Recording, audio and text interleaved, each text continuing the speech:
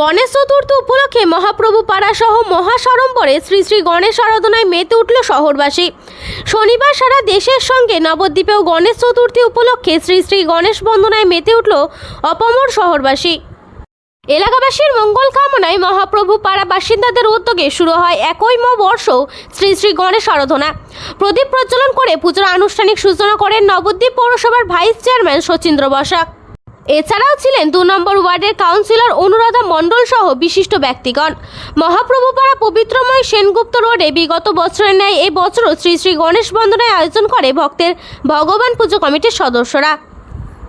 এছাড়াও গণেশ বন্দনায় মেতে উঠতে দেখা যায় রানীরঘাট, বঙ্গপাড়া, বুড়ো শিবতলা রোড, উডবান রোড সহ নবদ্বীপের একাধিক বাসিন্দাদের। এ বিষয়ে দুই পুজো কমিটির সদস্য কি জানালেন তা শোনাব। প্রতিনিধি সম্পম মণ্ডলের রিপোর্ট, পপি নিউজ।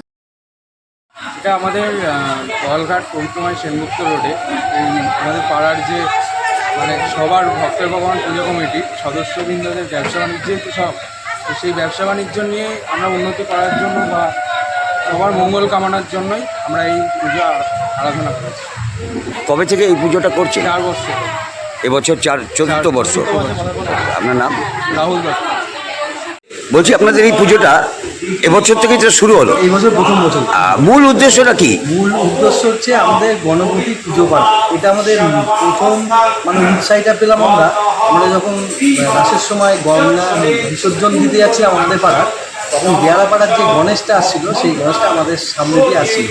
হঠাৎ আমাদের মন থেকে কি জাগ্রত হলো যে এইরকমই গণেশ আমরা এইবার পুজো করব এবং সেটা গণেশ চতুর্থী পুজোর দিন, এবং সেই উদ্দেশ্যেই আমরা সকল মিলে আমরা পাড়ার এই পুজোটা আয়োজন করেছি এবং সকলে মঙ্গলার্থীর জন্যে এবং সবারই যাতে এই পুজোর সঙ্গে সামিল হতে পারে সেই কামনার জন্য। পাড়ায় তো আমাদের পুজো হয় না গণপতি, এই জন্যেই আমরা পুজোটা আরও করা।